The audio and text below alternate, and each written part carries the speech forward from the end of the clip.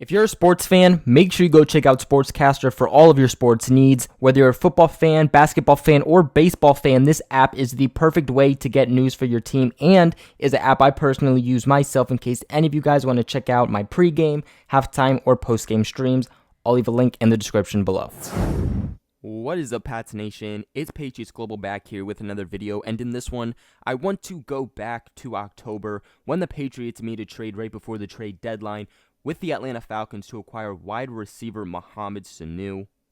And was this trade truly a bust, or was it not? Okay, this is a very popular topic right now, especially with, the issues the Patriots have had offensively with their wide receivers. And a lot of people are looking back on this trade and being like, why the heck did the Patriots do this? So straight off the bat, the reason that the New England Patriots traded for Mohamed Sanu was because of how desperate they were. I mean, you traded Demaryius Thomas to the Jets. Antonio Brown did not work out the way that you were hoping it was going to work out.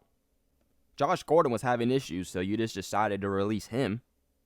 So when all these trade rumors are going on right before the trade deadline, like happens every single year, you're hearing the Patriots' names with guys like Larry Fitzgerald, AJ Green, Emmanuel Sanders, Mohamed Sanu.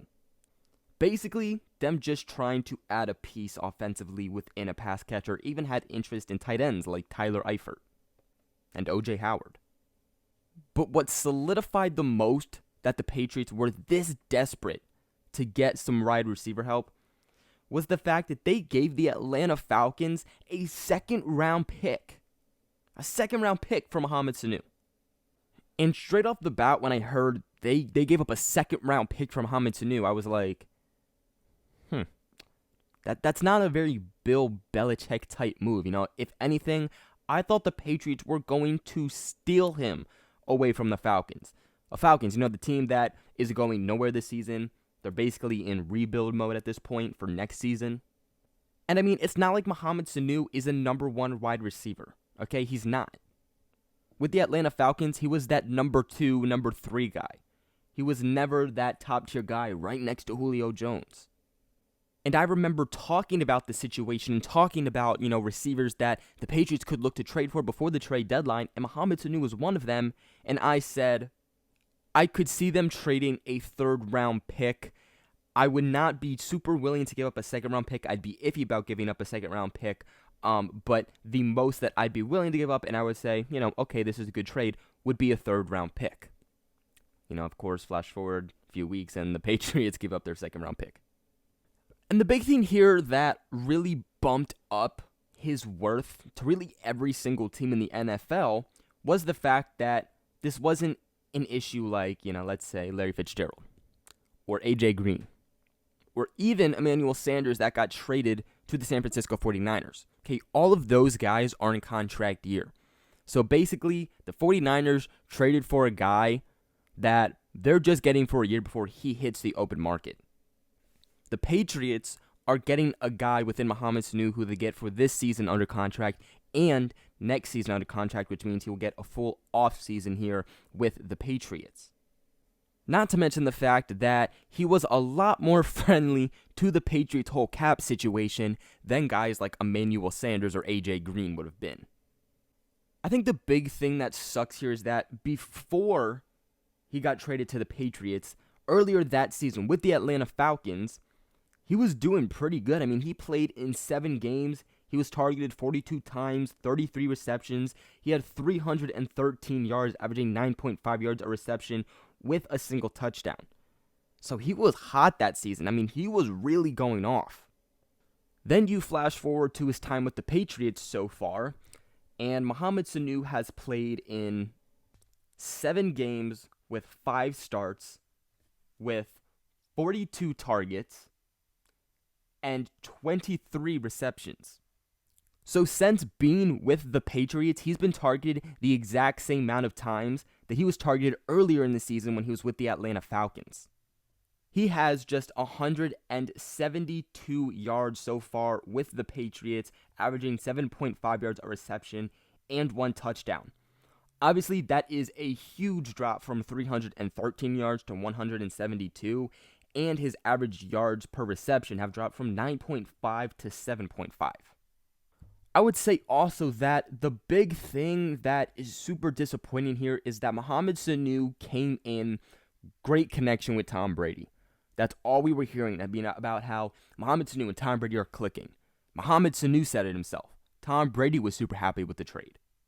There in general was just a lot of hype with Mohamed Sanu to the Patriots.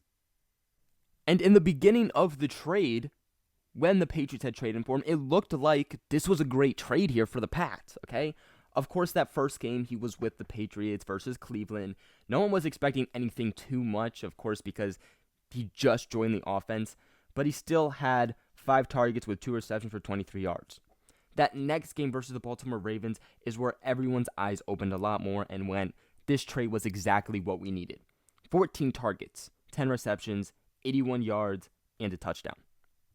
From that game on, everyone thought that Mohamed Sanu was going to be the turning point to the Patriots offense. After that game, after that big game he had, in that loss we had versus a team like the Baltimore Ravens, he had yards like 4 the following week, then 14, then 13, then 13, then 24. Not being able to even eclipse half of what he did versus that game against Baltimore.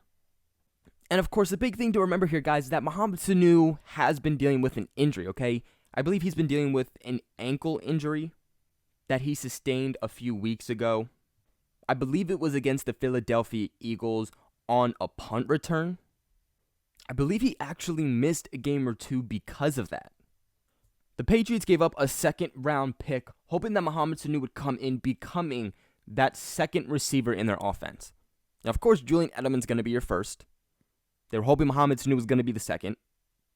And then from there on out, it was kind of up for grabs.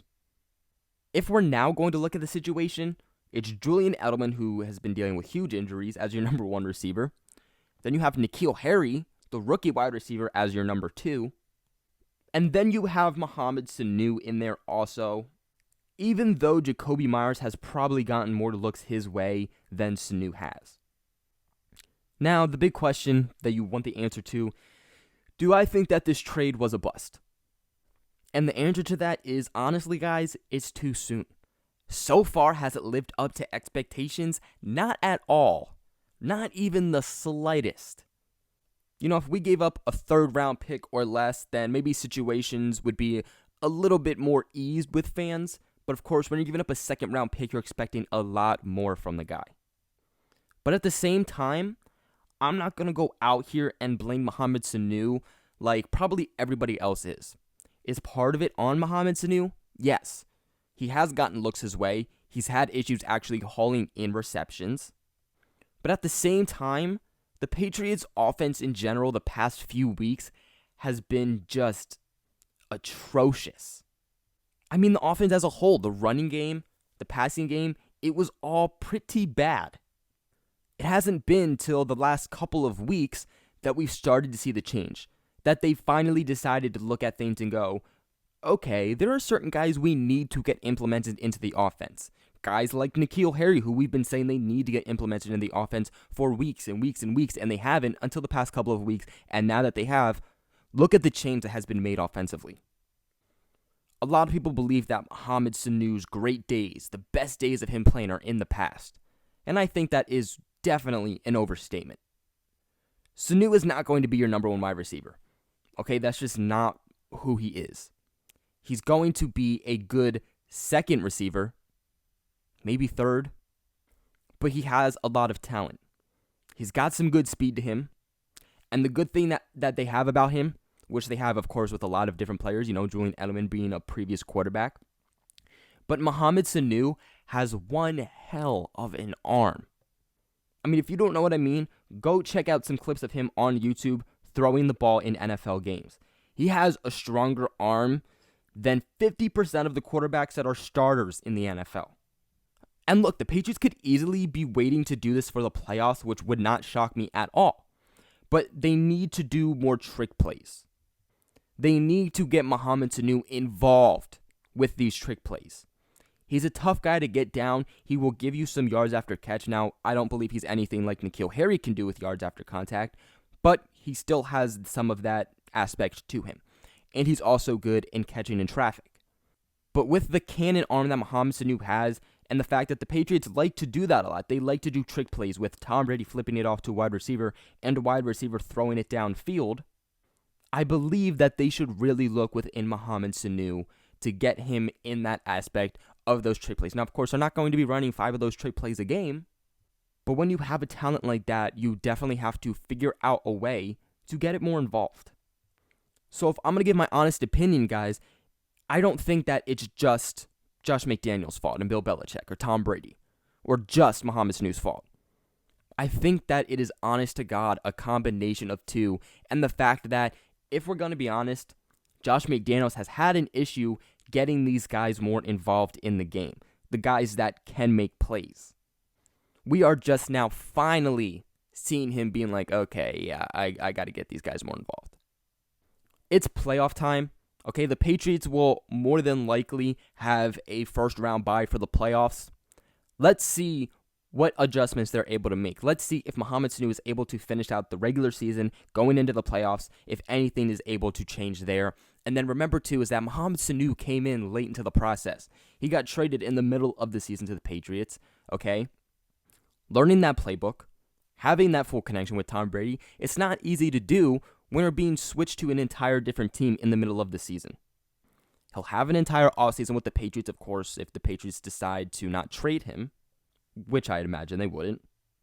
But give him a full offseason to get under wraps with the offense and Tom Brady, and then next season, see if there's able to be an adjustment before you make these "he's a bust" statements.